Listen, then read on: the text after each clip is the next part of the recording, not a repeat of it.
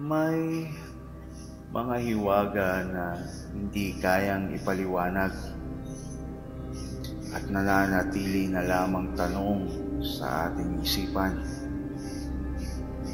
Habang naghihintay ka ng kasagutan, makinig ka muna sa mga maiksing kwento ni Kuya Bert.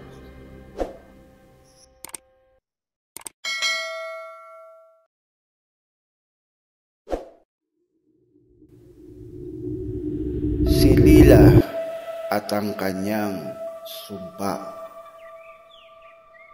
Ang pagbabalik sa nayon.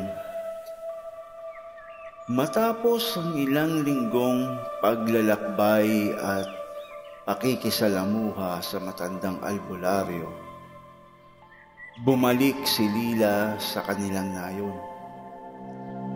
Sa kanyang mga mata, ang lahat ng tao ay tila may nakatagong takot. Ngunit alam niyang hindi siya maaaring magpatalo. Ang dilim na nagmumula sa kanyang katawan ay patuloy na nagpapahirap sa kanya. Ngunit napagtanto niya na ang tunay na laban ay hindi sa pisikal na anyo, kundi sa kanyang sarili. Hindi siya maaaring magpabaya sa kanyang pamilya. Hindi niya pwedeng hayaang madala sila sa kanyang kadiliman. Nagdesisyon si Lila na maghanap pa ng mas marami pang mga paraan upang magpagaling. Hindi lang sa labas, kundi sa sarili niyang kaluluwa. At kaya nagsimula ang mas matinding laban. Ang laban ni Lila sa kanyang sarili. Laban sa mga takot at kasalanang nagbabalot sa kanya. Para kay Tomas at kay Danilo, gagawin niya ang lahat. Ang itim na buwan.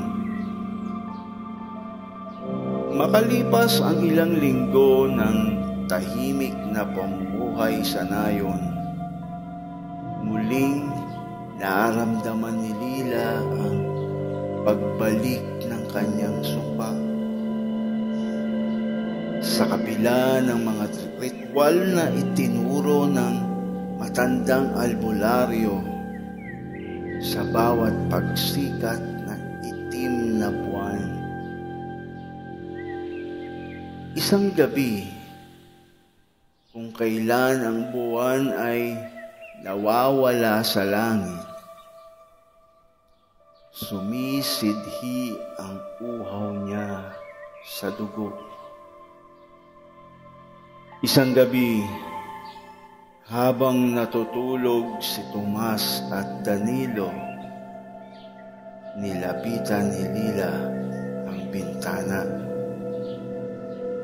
Naroon ang malakas na bulong ng hangin. Dala ang amoy ng dugo at takot.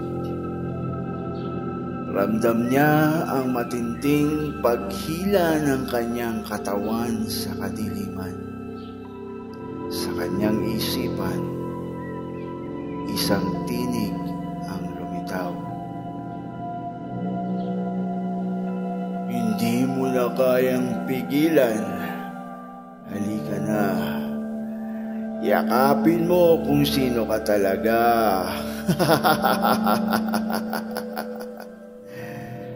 Nanlaban si Lila. Pumikit siya ng mariin. Pilit na nilalabanan ang udyok na ito.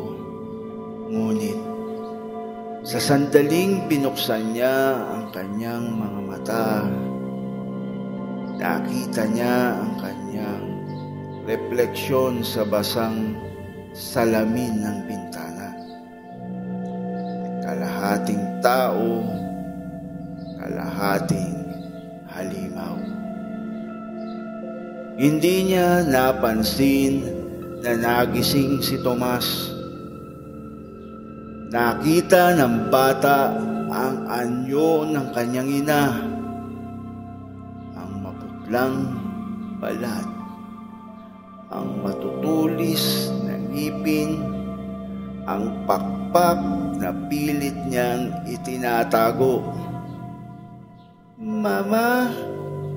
Mahinang bulong ni Tomas, puno ng pagkalito at takot. Napalingon si Lila at sa unang pagkakataon, nakita niya ang kanyang sarili sa mata ng isang inosente.